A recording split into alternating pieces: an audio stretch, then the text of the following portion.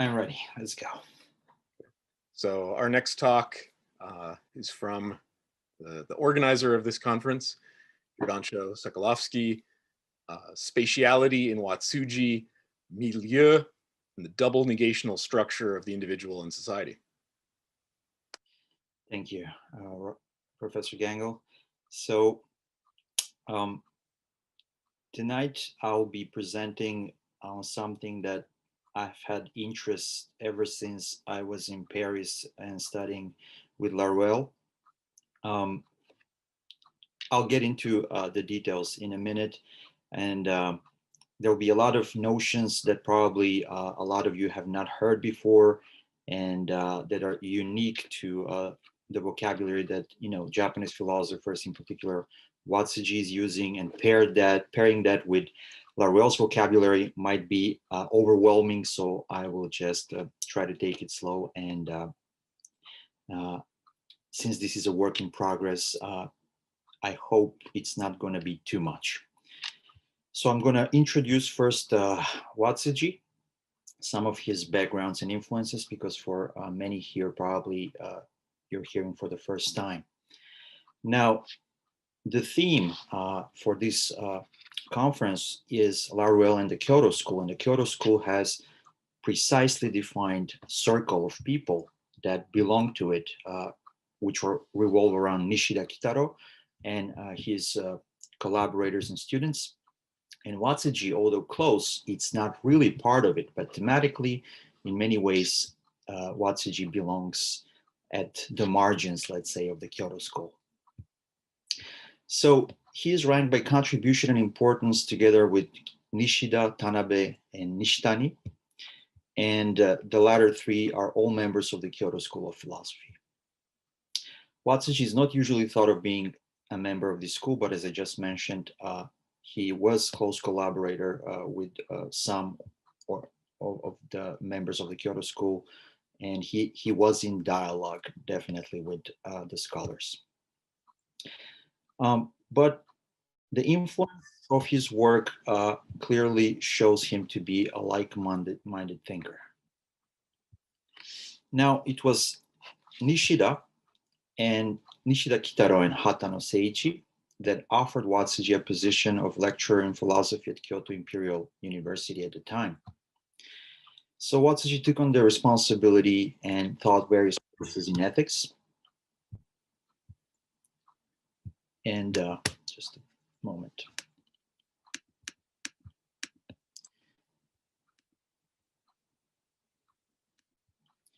And as a student at the first high school in Tokyo, Watsuji had the chance to meet Nitobe Inazo, who is famous for writing the book Bushido, where Inazo Nitobe lays out, tries to answer the question actually, in the absence of religious morale, what kind of morale do Japanese people have? And he found it in the code of Bushido. And of course, this extends to various other influences from Shinto to Bukkyo or Buddhism. And particularly, there is a specific, let's say, form of thinking about this that we will introduce and think about in the form of kata. So Nitobe is one of probably the most important influence on Watsuji when it comes to the study of ethics. And in a way, Watsuji had the opportunity to meet the best of the best in Japan at the time and work with all of them at different times in different roles. So finally, after Inazo Nitobe, probably the most important, the final influence in a sense, comes from Natsume Soseki, the writer.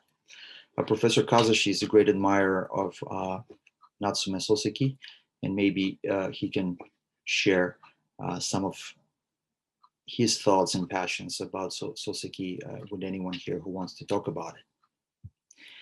So they met in 1913, and Watsuji became a member of a study group that actually met in person at Natsume Soseki's home.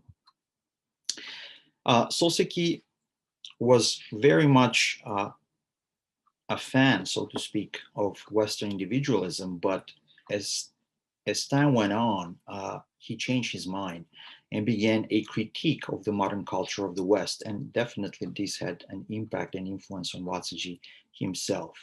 So this marks a move back towards the values of the Japanese cultural tradition. Now, Watsuji was the one who introduced the work of Kierkegaard in Japan, and early on had a particular interest in Nietzsche. But after meeting Soseki, right, and influenced by Nitobe, he transforms from an advocate of Western thought and values to critic of the West. Actually, during a stay in Germany, Watsuji had also chance to learn from Heidegger. So he had a really immense general knowledge from literature to poetry to Buddhist and religious texts, and he covered a lot of ground. So just like Soseki, he turns towards reconsideration of Japanese and Eastern cultural traditions and values, right? So Watsuji's solution to the ills of the West, such as individualism and egoism, leading to estrangement, was mediated, and he tried to point to a different direction, that of a social interconnectedness. And speaking of individual and egoism, this is very relevant today, I might add. Now, Watsuji's one of the most famous work, it's called Ethics, or Rinrigaku in Japanese, where Rin stands for kata, I'll explain in a minute, and Ri stands for reason, as in reason of society, not solely the individual. So what's this Rinrigaku about? So Watsuji wants to rethink the concept of ethics in order to move away from individual-centered ethics, from like the one we have in the West, by putting emphasis on what's called in-betweenness, a concept that allows for this reconsideration. And in-betweenness, or Aitagara, is central to this talk today. And it's probably the most famous concept developed by Watsuji that Western scholars have had chance to work on. Now, ethical problems, according to Watsuji, cannot be explained solely by relying on individual contemplative efforts, right? In-betweenness is crucial to shift ethics away from normative principles towards the study of ningen. Ningen means human, right, in Japanese, or ningen sonzai, which is a human being. So ethics is a study of ningen, according to Watsuji. And this emphasis on the human will be of importance here when we compare to Laruelle. Now, what is this kata all about? So Rin actually goes back to Confucian ethics, and this is something that came from China and Japan, but the Japanese developed it adapted in a particular fashion. And it's a very important aspect of the Japanese culture and let's say Japanese being, so to speak. Now, Laruelle speaks of axiomatic, let's say, formulations, and bringing things back to axioms rather than theorems or something that it's being, let's say, conveyed constantly and repeatedly in a sense of something that's, let's say, true without actually being proven as true. So the axiom-based aspect in terms of practice here with Watsuji is very important. So kata or rin refers to a way of doing things that puts the emphasis on the form and the order of an actual process. Kata and shikata, these are two terms that we distinguish in Japanese. And kata is the more general concept that implies the form, and shikata are specific katas that, let's say, the Japanese use to how can I put this? So kata is a form of acculturation technique, or a set of acculturation techniques that are axiom based. And here's the breakdown of the kanji, or the writing in Japanese symbols. The shi that stands for support and serve, and kata commonly translates as a form or pattern. Now, I mentioned Confucianism, and these are the grand rings, the grand forms established in terms of interrelational, interpersonal, or purely relationships that humans establish with one another. To illustrate, a good example would be a lord and a vassal, or a parent and a child, right? So we enter in these relationships not solely because, let's say, social circumstances lead towards this, but there's something more deeper on an interpersonal level that goes on. Kata is a repetitive self-actualizing process or action, and it's seen primarily as something that serves a formal function that unifies the physical and the spiritual aspects of the human existence. So the emphasis is put on the process, right? Or a posture, not just in thought, right? But in actual practice as well, and trying to unify both, right? At the same time. So in this way, so taking it back to Laruelle and using Laruelle's vocabulary, the rin, or the kata, plays a role of a generic constant that axiomatizes and acts as an idempotent sterile addition, right? So idempotency, right? It's something that Laruelle introduced in his latter works. And speaking of concepts such as Professor Kazashi, speaking of the victim, used victim in person or man in person. So that's exactly the man in person aspect that we're going to think about here in terms of idempotent sterile addition to a lived experiences. So not solely as logical property or a logical operator, like, let's say, but this generic constant extends further than this, at least in my opinion. Now, a generic constant to all knowledge that is determined in the last instance by man and not by philosophy. In this case, philosophy would be any form of thought or any form of representation, right? That can be Japanese Buddhist thought, it can be Shintoist or Japanese traditional forms of philosophical thinking, whatever it might be, a form of thought, right? So in this way, kata acts as a generic axiom, or in a sense, we can say an axiom about an axiom. In this case, the double structure, we have it, the kata and the shikata. So what is the generic aspect of it would be the kata part, and the shikatas are axioms further divide, right, from the kata itself. Now, the concept of aidagara, which is something that a lot of scholars in Japanese thought and philosophy are very familiar with. And it's widely being debated, but not in relation to Laruelle, of course. What is aidagara? Now, for an individual to exist, according to Watsuji, means to be among other fellow human beings, right? And this is a concept of correlatedness that Watsuji calls aidagara, or betweenness.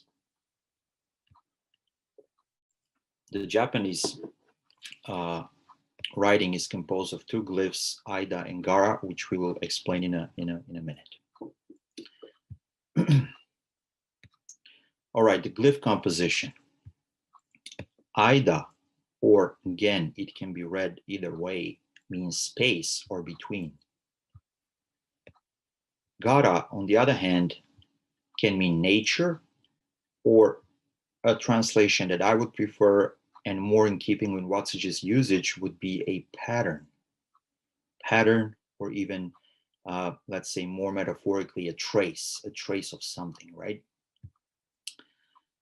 Aidagara translates literally as between pattern in this regard, right? Or more commonly as relationship.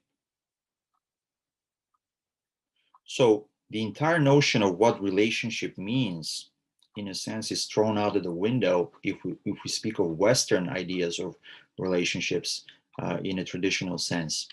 And here, Watsuji explains what kind of relationships he has in mind. In this case, those relationships are the grand rings that we enter, the great forms or the great katas, right? Such as the Confucian, those derived from Confucian thinking. In-betweenness, Aidagara, right? So the locus of ethical problems lies in the in-betweenness of person and person, not in the consciousness of the isolated individual. And Watsuji speaks of concrete human existence where ethical problems cannot rely on individual consciousness alone. Therefore, we need a more relational and interdependent understanding of what is a human being, or Ningen Sonzai, in this regard. Okay, I think we're good with time. Here's a quote, an excerpt from Watsuji's Rinrigaku, right? So human relations now under consideration are not objective relations that are established through subjective unity. As is the case with spatial relations between object and object, rather they are act connections between person and person, like communication or association, in which persons as subjects concern themselves with each other, right? Now, regarding personal and individual agency, again, the anti-individualist ethics that Watsuji elaborates on is, in this case, seen as a flawed account of human agency. Ethical problems, Watsuji says, cannot rely on individual consciousness alone. Thus, the isolated subject is merely an abstraction derived from interpersonal relationships. Now, I think this is really important here, and in terms of cross comparison with ideas put forward by François Laruelle. Now, if the isolated subject is merely an abstraction, and we just had our François telling us about the subject and the human, and during the Q&A with Professor Kazashi, this was mentioned as well, right? There is something underneath, so to speak, that's not all encompassed by the subject or whatever is deemed to be or represent the subject, right?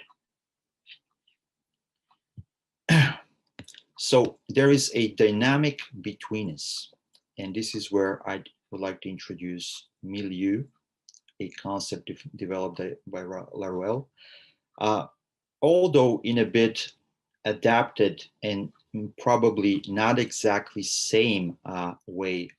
I won't be using it in the exact same way Laruelle does, but I do think that for the most part, this concept will serve the purpose for this presentation, and I'll explain how and why. So technically, Watsuji says Aida or Naka, so the between or the in, imply a living and dynamic betweenness as a subjective interconnection of acts. Again, it's as if the subject is spread out throughout the interconnected set of acts within which constantly one participates, right? As if it's at an intersection at any given time, but it's difficult to basically capture or isolate. All right, the milieu. Now, I proposed a different understanding of in-betweenness or Aidagara while working here in Japan. So the Aida in both Ningen, so this is Hito and Gen, right, between and human, and Aidagara, again, meaning between pattern, is not limited to the physical distance separating individuals, which I just used in a previous quote from Watsuji, was clear. Now, what helps elucidate Aidagara's intended meaning in Watsuji's use would be the phrase among one fellow human beings, right? Being among one's fellow human beings. So the space that Gara refers to is rather a mid-place.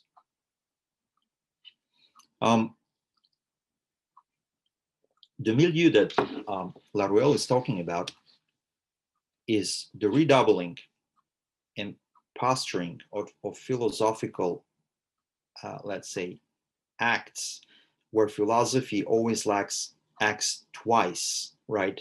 In the last instance, it poses and determines whatever it poses and then refolds back on itself. And there are multiple folds backwards, so to speak. So in a very, let's say, simple way, if I can try to explain this, it would be whenever that folds, it's broken, right? Or unfolds due to, let's say, the generic force or the generic forcing, that's the milieu in Laruelle's thought. Now, this mid-place would be, again, that interconnectedness of acts in which we participate, right? So it's not an actual space, it's not an actual physical place necessarily, but it's rather akin to an event or something that allows for an event of interconnectedness to take place. And that's where the milieu or the mid-place will be in terms of Watsuji. So this mid-place in between individuals is not a place that exists prior to their interaction, neither has preeminence or primauté in a way. That's how Laruelle would put it, according to Watsuji.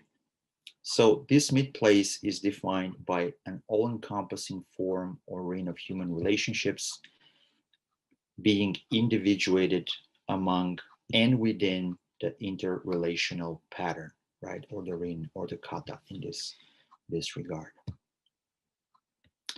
Here's another quote.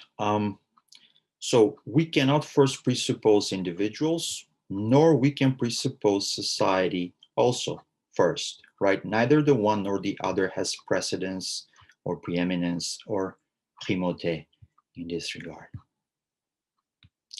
So the new understanding of in-betweeners on Aidagara, at least in terms the way Watsuji uses the term, and in-betweeners sounds really nice, and it's been around for a long time, which is a choice, let's say, of the American translators that very creatively rendered the Aidagara translation as in-betweeners. But keeping with Watsuji's use, rather better would be to translate this as within, right? Within the ring, within the acts of interconnectedness.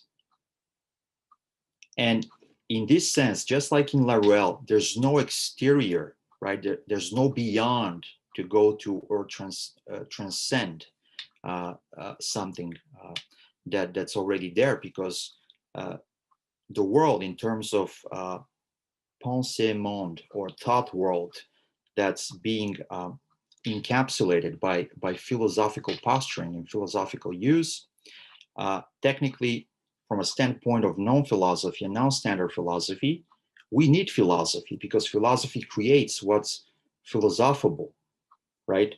The philosophable matter or material that then it's being put forward and, let's say, into variety of philosophical acts of cloning of the real, of cloning of what is known, let's say, as man in person, and so on, for various purposes. And therefore, in the same way, here with Watsuji, there's no exterior other than what's fundamentally most real, which is the interconnectedness of human beings within the acts, right, that are kind of established within those forms of interactions, or katas or rings, as we already came to refer to these, right? So the pattern or kata or rin is something that cannot itself exist apart from the interconnectedness, now seen as mid-place or milieu. These specific forms or rins in which human beings act can exist only together within these practical connections. And when this dynamic is actualized repeatedly, right? This is what katas, how katas are being, let's say, used to. We internalize them in a sense in Japan, and we act them out repeatedly, right? So they operate as idempotent operators or functions, right? There's an aspect of idempotency attached to it. And therefore, these specific patterns circumscribe the topology of human interaction as a milieu, right? Within which these human relationships take place. Okay, I'm out of time, but I think I'm going to try and wrap it up real quick. So a few more slides. All right, this is the last part. Now, Watsuji's Ningen Sonsei and Laruelle's Man in Person. The mid-place. Now, Ningen Sonsei, especially in the Japanese use, and Watsuji and many have written about this, has been compared to Heidegger's Dasein, right? But here, we're going to compare this today with Laruelle, and rather than Dasein with Man in Person. So the mid-place in relation to Watsuji's Aidagara is thus defined, as we already said, as all-encompassing, by the all-encompassing forms or rings of relationship or interrelationality, so to speak, that are individuated, right, among and within the interrelational pattern. Now, Man in Person, l'homme en personne, open up the possibility of thinking, and here I took the liberty to play with the words, although I think creatively, perhaps even mistakenly, but this is something that I'm thinking of, and I'm doing research on, and I'll share it with you all, is something that we can call man in betweenness, right? Or if following through on my reinterpretation of in betweenness would be also as man within, right? So if man in person is defined by immanence as the logical property, again, of idempotent enhanced sterile addition, right? And man in person as this sterile idempotence cannot be subject to representation, right? The lived idempotent experience is non-representable in this regard. Same goes for man in betweenness, let's say. So there's a structure of idempotent interrelationality, right? If we see and think about Laruelle, we have l'homme, or man in person, let's say, the real immanence. So we have l'homme, réelle immanence, man, real immanence. In a conjectural kind of way to produce analogies, possible analogies, right? Not exact, equivalents. We can pose here man in betweenness as an equivalent of sort, let's say tentatively, to man in person. What's real? Or if man in person is the sole infrastructure of the real, we know of none other, right? Then this in-betweenness, the kata or the rin, is kind of providing not necessarily the space, but the event, the produces that interconnectedness that's most real, let's say, from the perspective of the experience of this man in betweenness, as we called it. And then in place of immanence, I'll put something that also Nishida uses, and something that actually I think Stanier perhaps raised earlier, and could have been a good time to actually talk about it, but we had no time, would be Naizai Sokuchoetsu, right? Naizai would be immanence, and Sokuchoetsu would imply that at the same time, right? And this is what Professor Roser was talking about. We have immanence and transcendence in a paradoxical fashion, right? So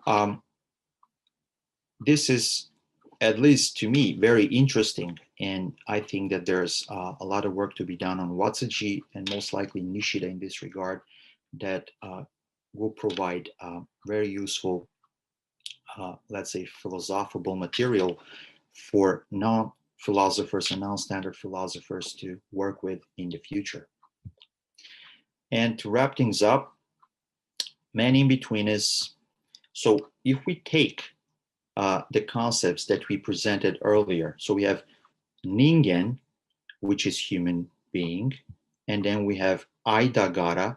Remember that this character can be read as Aida as well as Gen.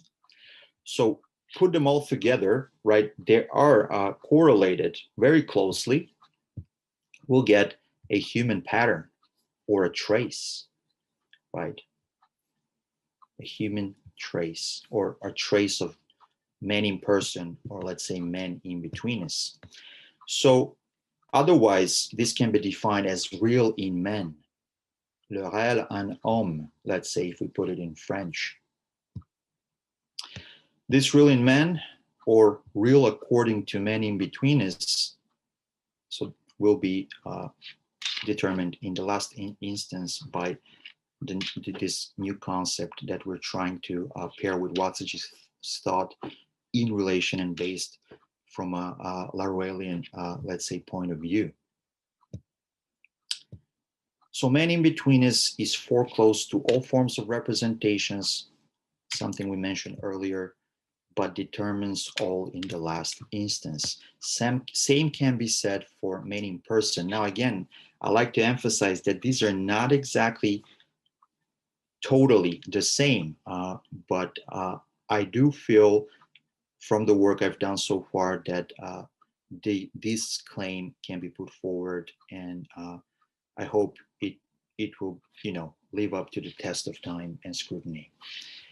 So thank you all for listening, and let's open the floor for some questions, shall we?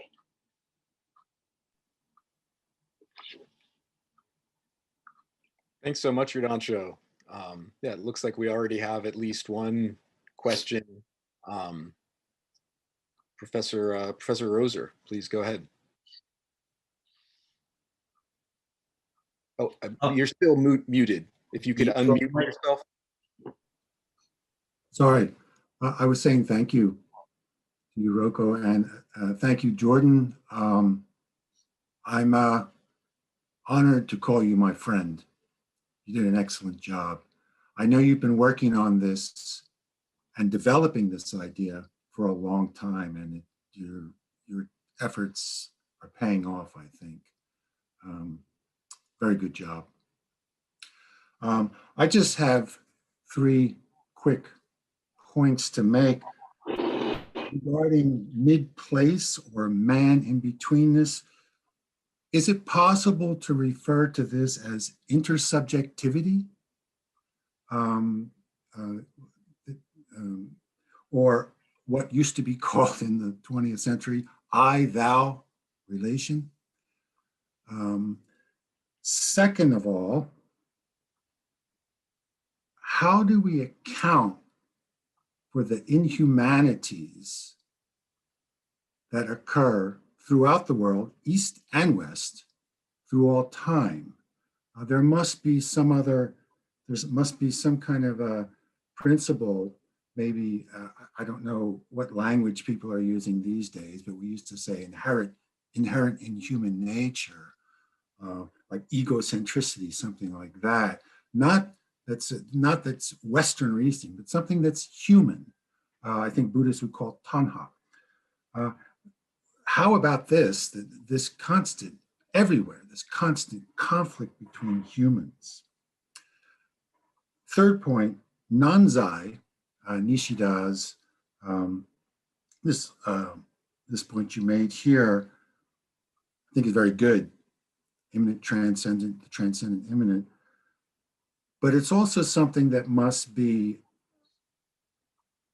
awakened to, right? There must be some kind of underlying effort and quest that brings one to this point. It's not just given, right? There has to be, as you're emphasizing, like action, but some kind of a quest involved to achieve this.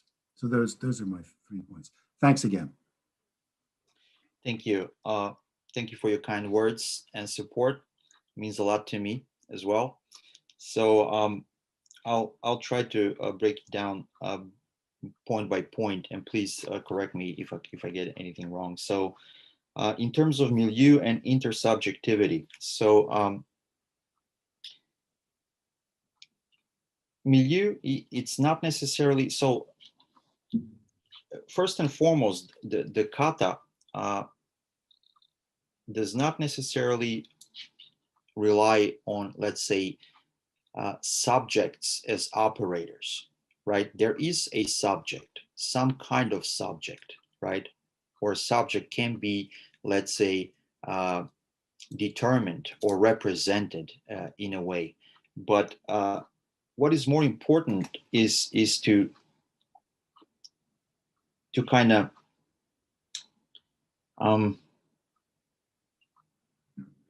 let me see how to put this. Intersubjectivity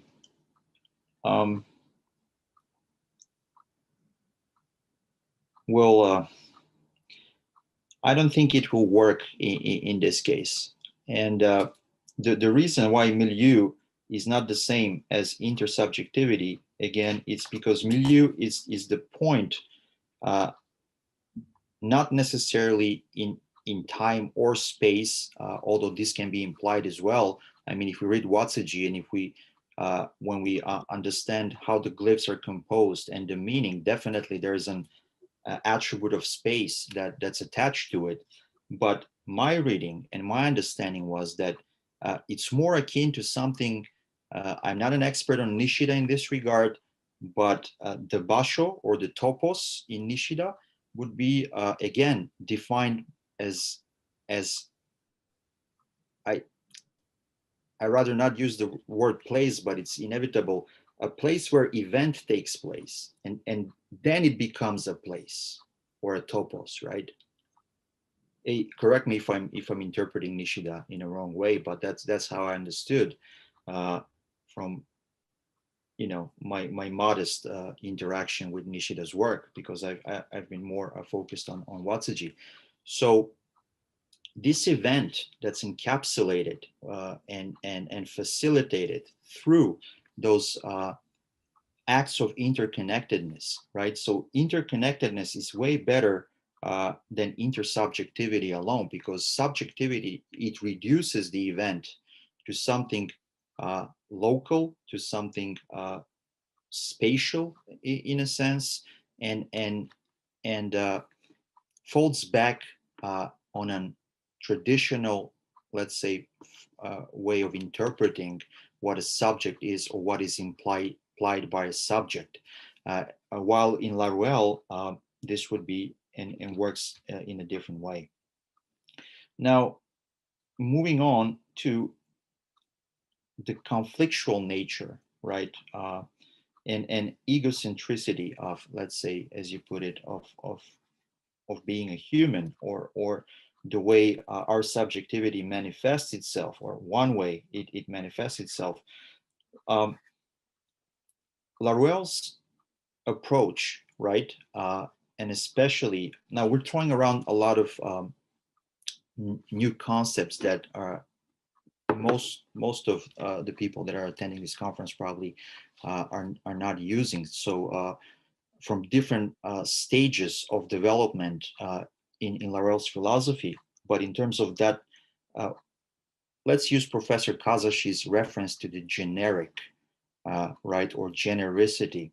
And I did talk about Mi-Lieu as breaking the fold, or releasing that generic force that's trying to be contained or enveloped or encapsulated in philosophical posturing, right, in thought first and foremost. So we have a non-egological science or generic science, right, that tries to reinterpret and reuse knowledge, right, or cumulative capital of an economy of knowledge that's been produced by philosophical thinking, and now being rendered, let's say, deprived of any status, so to speak, or in a hierarchical scheme or matrix of positioning of knowledge, right? Let's say, if I compare myself to Plato, of course, Plato wins, right? I'm an unknown philosopher, a young person, right? So there's a hierarchy and a matrix that philosophy constantly reasserts, perpetuates, clones, doubles, and in a sense, as if there's a will to procreate, right, and will to live, that's expressed in a form of unitary discourse through philosophical thinking itself, which for Laruelle becomes that's the non in noun philosophy, at least partially. It's to stop this movement, right? So in a sense, the egocentricity or any egological approach in studying, let's say, human intersubjectivity, subjectivity, or whatever we may have, will become non-egological.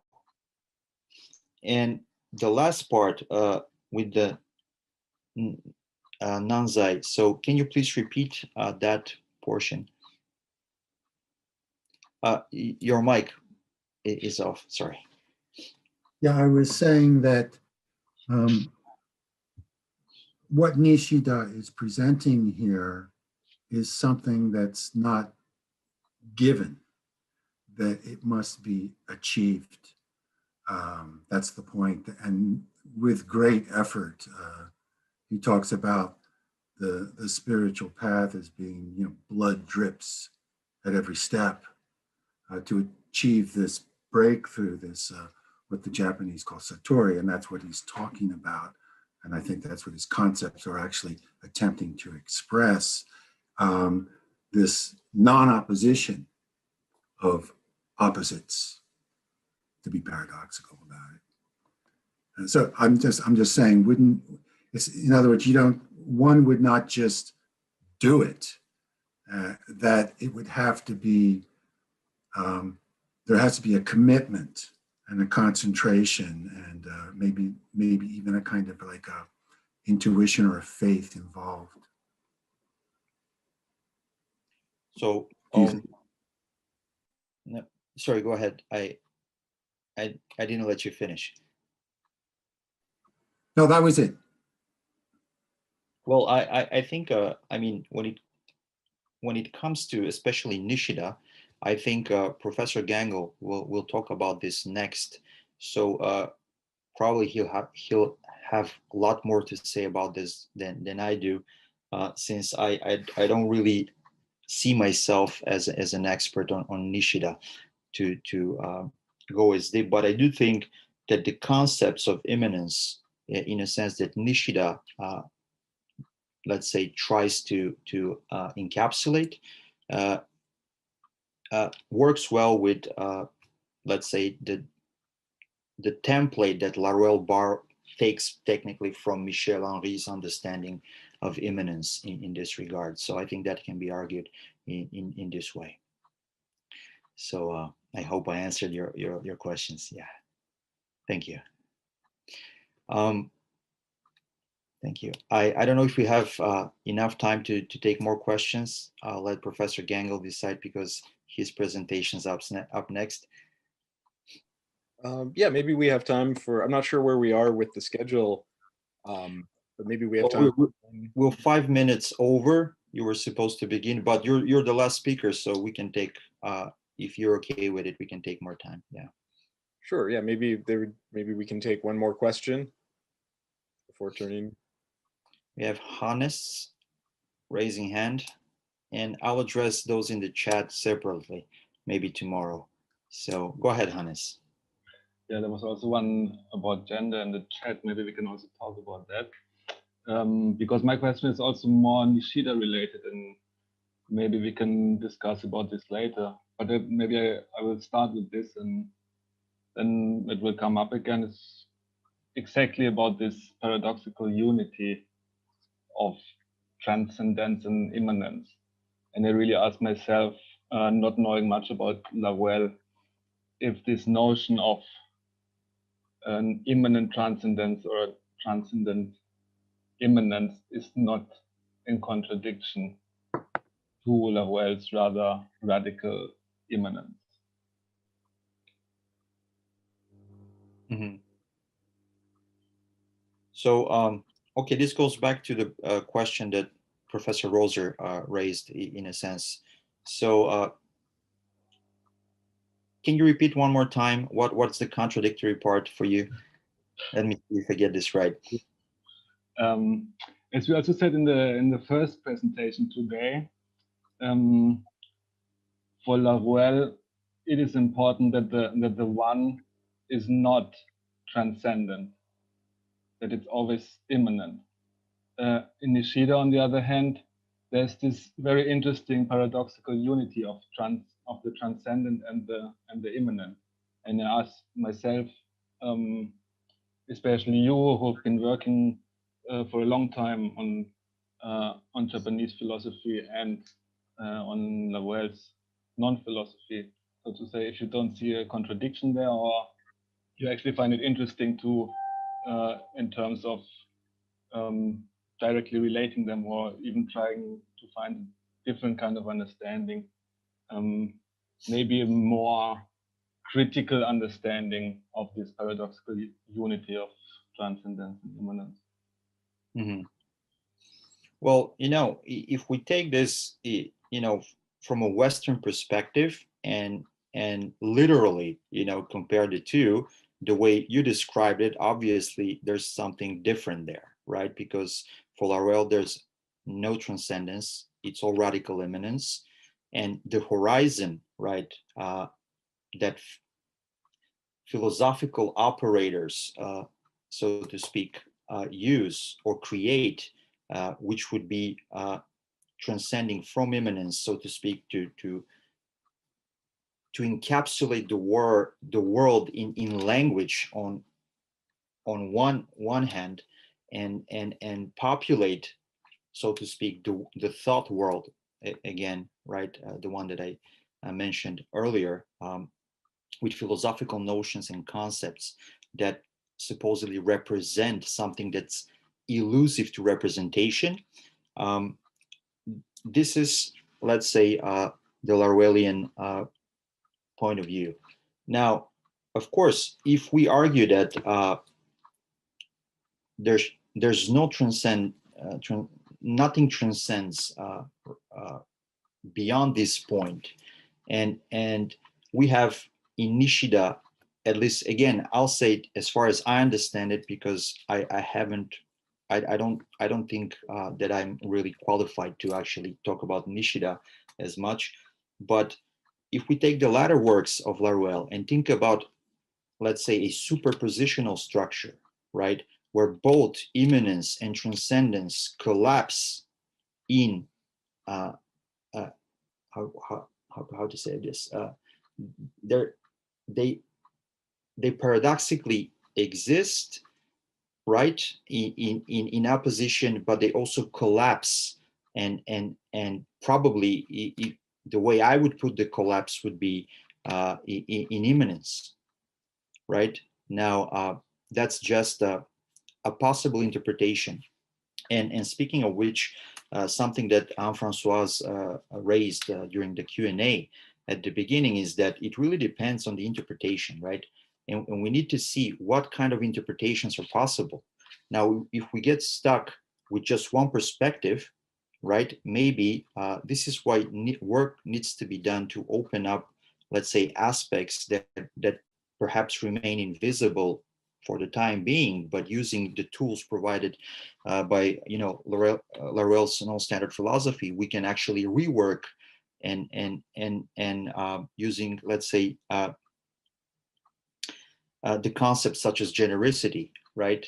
In a sense, use that to liberate some knowledge that's trapped and perpetuated even on the side of the Japanese, let's say, right, a practice of thought and philosophy, and right, and give it a new purpose, reassign it and give it a new purpose. And that's exactly what I'm trying to do with Watsuji. And of course, with respect to his work and intentions, as far as I'm able to understand them in relation to Laruelle. So I know this is not really the answer you were looking for, but I do think that we need more work in order to actually make definite conclusions on the questions being raised here. And I'm really glad that many questions have been put forward, and we haven't had time to analyze and discuss, but I'm sure we will. And even after the conference, I hope we can all keep in touch and keep the conversation going. So do you have anything to add, Hannes? Well, I think I can do much with the idea of the power of interpretation, I think. So it really also depends on us reading and comparing. So also understanding that philosophy is always, or non-philosophy is always also something very constructive in a way. There's never given this a certain concept, especially translation is never perfect. So there's a lot of space for interpretation. But I think there are more questions. Or do we want to continue with the next talk? Or well, I think if there are no other questions, perhaps Professor Gangle can step in and actually give a presentation on Nishida and perhaps answer in a way better fashion the questions raised regarding Nishida. So I would like to thank you all, and especially those who are in Japan and around Japan, because here we're like almost 10 p.m. in the evening. So it's getting late. So I wouldn't want to keep people waiting. And tomorrow we have a roundtable, and we'll get to the nitty gritty of the matter, right? And discuss this further, all of us together. Thank you.